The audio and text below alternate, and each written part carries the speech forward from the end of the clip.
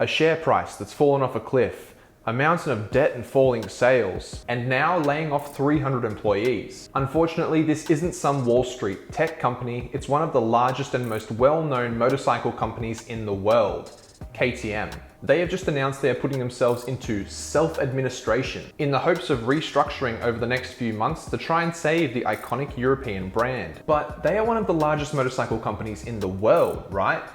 How could this happen? Well, let's take a dive in and see exactly what's going on. To understand the situation, we first have to understand a bit of its history and how the company is set up. We can trace its roots all the way back to 1934 in Austria as Kronreif and Trunkelpolz Mattigolfen, where it had humble beginnings as a fitter and car repair shop that started selling motorcycles. After the Second World War, the demand for repair works fell dramatically, so they started to design and sell their own bikes. Finding success through the 50s and 60s, they then went international, opening a US subsidiary as KTM North America in Ohio in the late 70s. By 1981, the company had been renamed KTM Motor Faustbau KG and had around 700 employees and a turnover of 750 million shilling, or about 55 million euros, with majority of that coming from international business. Fast forward into the 90s and we see the company split into different divisions, go through several restructurings and stakeholder owners, with one of the main and notable ones being Stefan Pyra.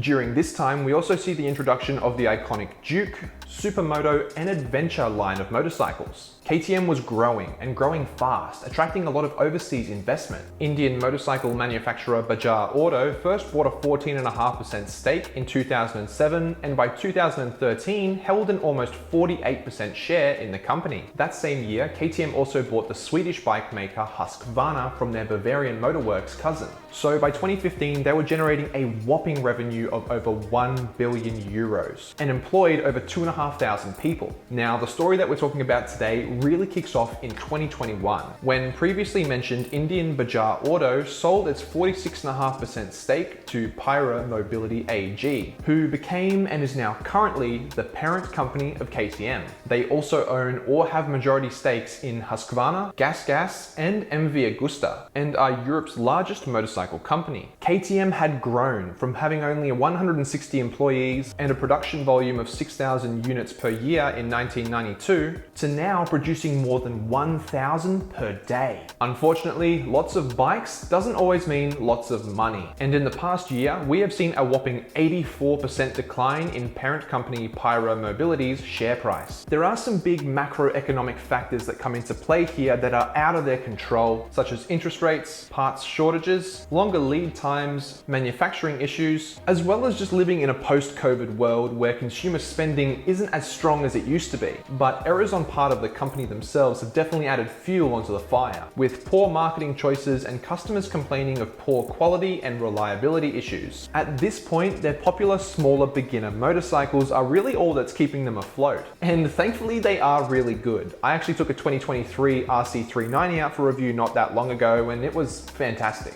Good enough to keep afloat a company that's hemorrhaging money though? I'm not sure. Results reported in late August confirmed that the Pyra Group's generated revenue was down 27% in H1 2024. Their earnings before interest and taxes were reported at a negative 195 million euro compared to a positive 97 million the year before. To put that in layman's terms, so the executive board are putting themselves into self-administration on the 29th of November, as they do not expect to be able to receive the necessary funding they need to keep going. They aim to come up with a reorganization plan with creditors within 90 days to try and secure the continued existence of the KTM group in the future. Unfortunately, that does mean staff reductions to the tune of 300 layoffs, write-downs, and a halt in production. Somehow through all of this, the CEO, Mr. Pyra, has kept his chin up in the hopes of turning it around, saying it's something he's going to fight for. But as someone looking in from the outside, it looks like a deep hole to try and dig out of. KTM have a long history of bike manufacturing, and it's always sad to see motorcycle makers go out of business. So I'll remain hopeful that they can somehow secure the funding that they need to stay afloat. I wouldn't be surprised if a large Asian company like Bajaj, Hero Motorcorp, or the likes of CF Moto swoops in to pick up the scraps to add to their portfolios. The next few months are going to be a very tumultuous but interesting time as we see exactly what happens with the 90-year-old motorcycle company. I'm curious to hear your thoughts about the situation. Let's have a chat about it down in the comments below, and while you're there, please make sure to leave a like if you enjoyed the video and subscribe if you haven't already. But thanks for watching, and until next time, see ya. As Kronreef and Trunkelpoltz Mattigolfen, KTM Motor Fahrzerbau.